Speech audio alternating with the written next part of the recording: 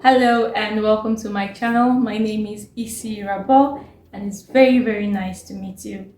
Now today's topic is going to be, I don't know, a bit of like speculative on a weird one, and it's discussing the recent trend, or not really recent, but like the trend that has been on the rise in recent years of influencers and celebrities especially declaring they are broke. I've noticed recently that there has been this tendency for celebrities to like declare bankruptcy or declare like high debt, and I've been wondering like, and I'm sure a lot of people do wonder too, how is this possible?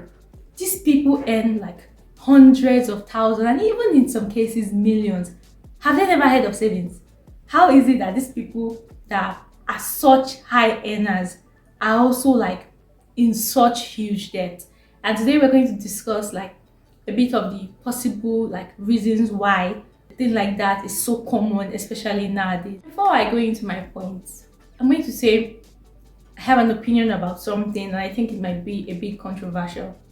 See, especially in countries like America and a lot of countries that promote like credit-based systems or like loan-based systems, it is a very high tendency for people to end up in debt very quickly and not realize that it's really like piling on and on and on. One major thing I've noticed is that, especially okay, apart from things, essential things like student loans and the rest, credit cards seem to be the bane of a lot of American citizens, especially because they can buy and make huge purchases basically on a loan, even though they personally don't have that amount in their account.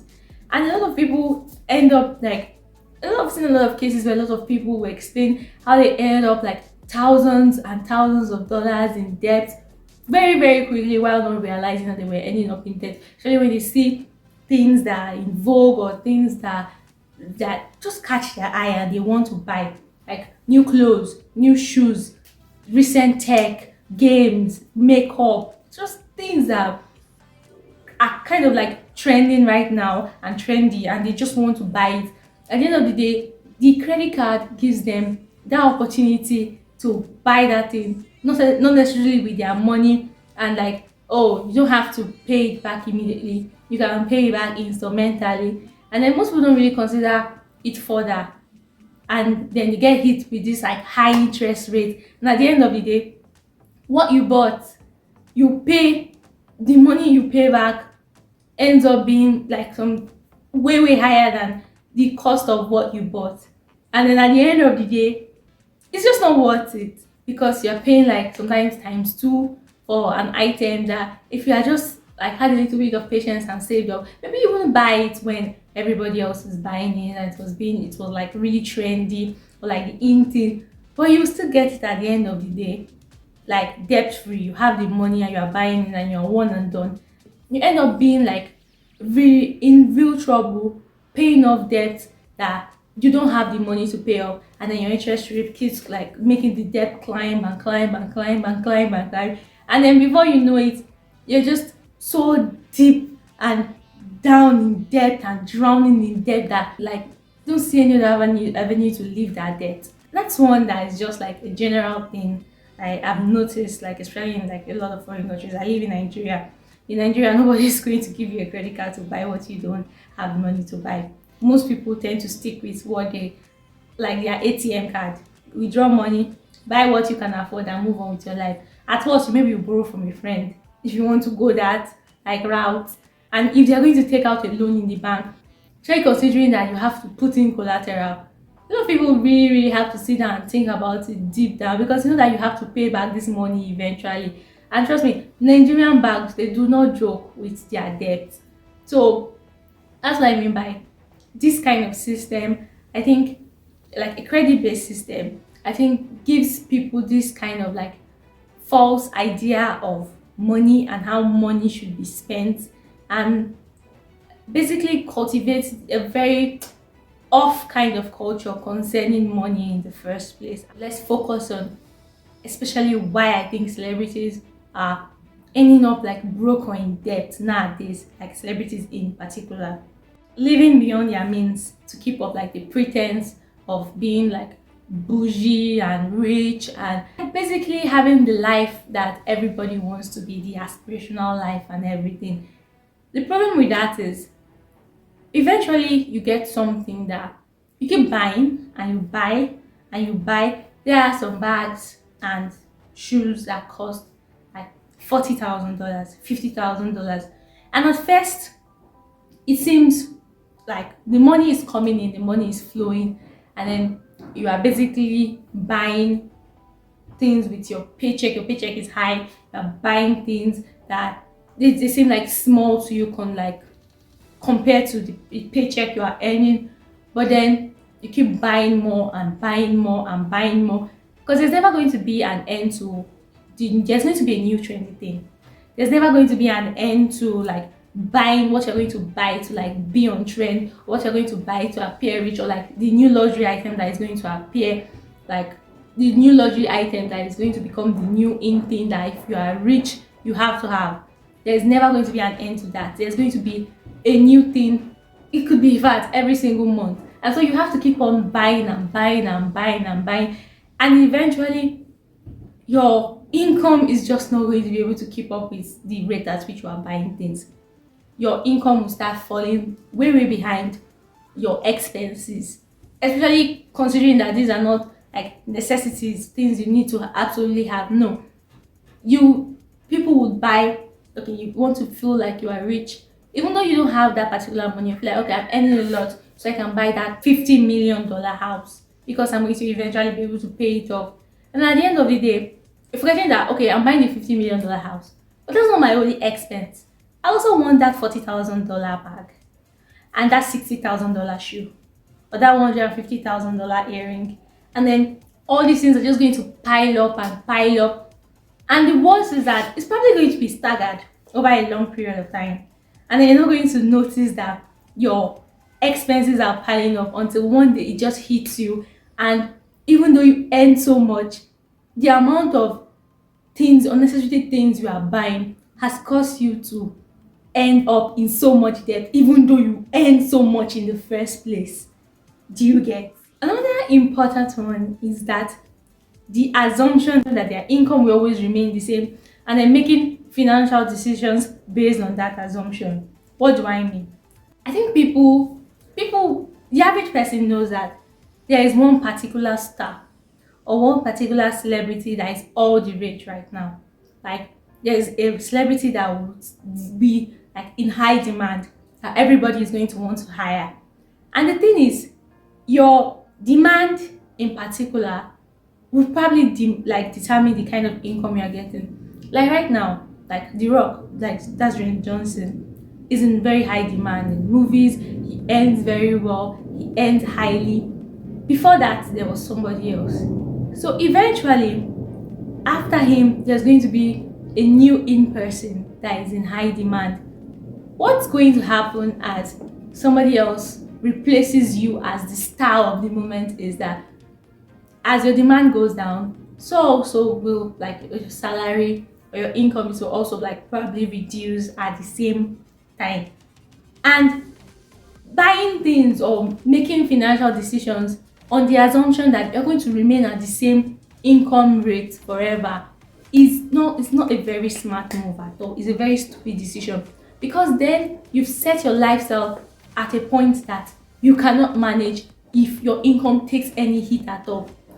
And then the truth is that you're not going to want to seem as if you have reduced or diminished, or like maybe you are in any way broker than you were like 5 minutes ago. So no one's going to admit that to people. And so you will now keep on having to spend the same amount of money that you were spending prior to the income reduction. But then you're not making the same amount of money that you were making at like previously. Like you're not making that same amount of money you're making in the past. And then before you know it, you are in debt. One is just like a common sense thing. This new reason, not having a money manager. Here's the thing. Being rich doesn't necessarily mean you know how to manage money or you know how to spend money. It's something I've come to realize like as I grow older. having money or not having money does not determine how good a person will be at managing money. It's just might just not be your strength.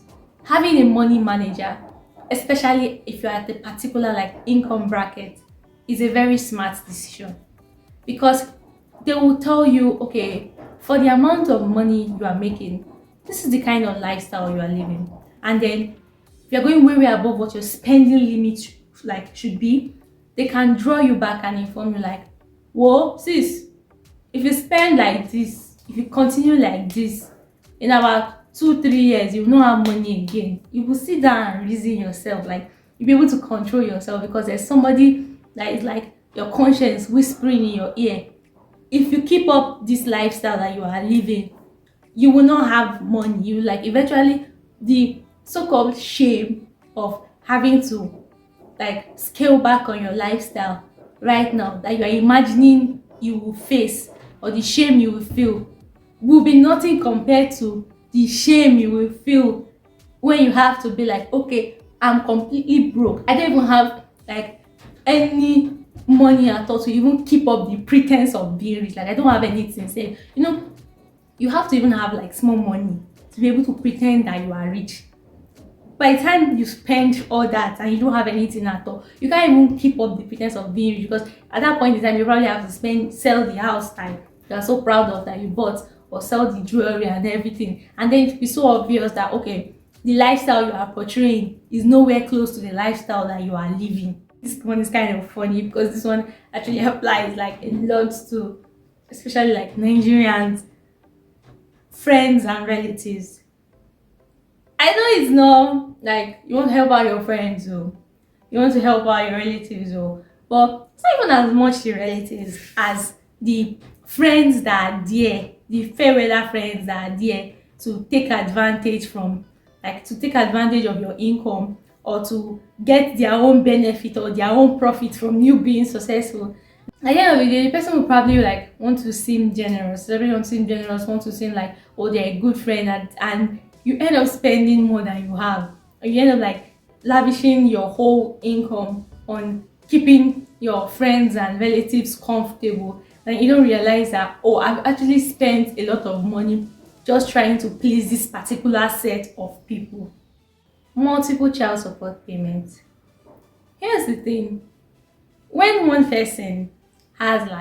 guy has like 7 to 8 baby mamas who can have like one child each or multiple children for that particular person, they will have to be paying for child support. And at the end of the day, doesn't matter, and your income is also kind of determines the amount of child support that the court is probably going to award to the woman you impregnated. And then you're making $500,000 a month. That's just an example. And then you have 5 baby mamas, and each baby mama is getting like 100,000 or 100,000 plus. Take care of your kid, because of course they will not want their child to go to like a public school or this small school, or not be dressed well, like live in a terrible environment or a terrible house, and the rest. The amount of money you will spend for the upkeep of all these children is just going to drag your income down. See, well, if that's the lifestyle you want to live, ignore me, live your life, abeg. It's not my money. What's my own business with you, sha? That's your own. If that's your life and that's how you find enjoyment, please enjoy, so that they will not say that it's Rabo. I was telling people that they should not have as many children as they want to have, with as many women as they want to have. That's your business, please. It's a very annoying one, because it's also equally very common. And that's the trend of overpaying for services in like a bid to show off. See, there was a study that was conducted like a few years back. I noticed that there's this trend for like richer people, especially celebrities, to overpay for services basically. Like, I guess in some cases, yeah, you want to show appreciation and you have the money that you feel like, okay, you have the money, you feel like, oh, I should be able to give these people more and pay them more. But there are some things that are just like very, very unnecessary, and they're just amounts to wasteful spending. An example of this includes this particular bizarre one that was like 150,000 a year for a personal stylist. Not for an adult though. No, the personal stylist was for a 6-year-old. What 6-year-old needs a personal stylist that is that expensive? See, there's a difference. Okay, there's a difference if the 6-year-old now, let's say it's an actor or an actress in their own right, or like a child star or a celebrity. There is one other problem of its own, but no, like seriously, if they themselves are earning, I understand the necessity of like making sure they look good so that they will get more and more work. But if this is just an ordinary 6-year-old that is going like to school, doing nothing, not like going to work and everything, that amount of money on a 6-year-old is unnecessary. A 6-year-old does not need that much like that much money spent to style them. There is nothing you can tell me that will make me agree. I think the trap a lot of these celebrities fall into is that they get stuck looking into the glitz and glamour of other celebrity lifestyles. You know what? Fear of missing out. They don't want to seem as if they are behind the trends, or they don't want to seem as if okay, their life is not like in any way as glamorous or as lovely or as happy and content and luxurious as their other colleagues. So they just keep on like trying their best fit into an aesthetic that is always and ever changing. I think that's one thing that social media has taught me, if nothing else. Trying to keep up with trends is very brutal because they always change. The trend for summer is not going to be the trend for winter, it's not going to be the trend for spring, it's not going to be the trend for autumn. And so you have to keep on spending to keep up with these new products, these new commodities, these new luxury items are always coming out that you absolutely have to show that yes, you are the in thing, to show that yes, you are the big thing. And eventually it's just not sustainable as a lifestyle. What is fashionable right now is probably not going to be fashionable next week, and the week after that a new thing is going to come out, a new luxury item, a new makeup line, a new skincare product, a new bag, a new shoe, a new house, a new aesthetic, and eventually there's going to be that one last thread that will unravel the whole mess and bring it crashing down around their heads, and they have to file for bankruptcy or they end up in debt, as we have seen happen time and time and time again. That's the end of this video. Don't forget to like, subscribe, and tell me your thoughts on why celebrities end up in debt, why you think so often, so often they end up broke and like losing all their money even though they earn so much in the first place. Love you. Bye.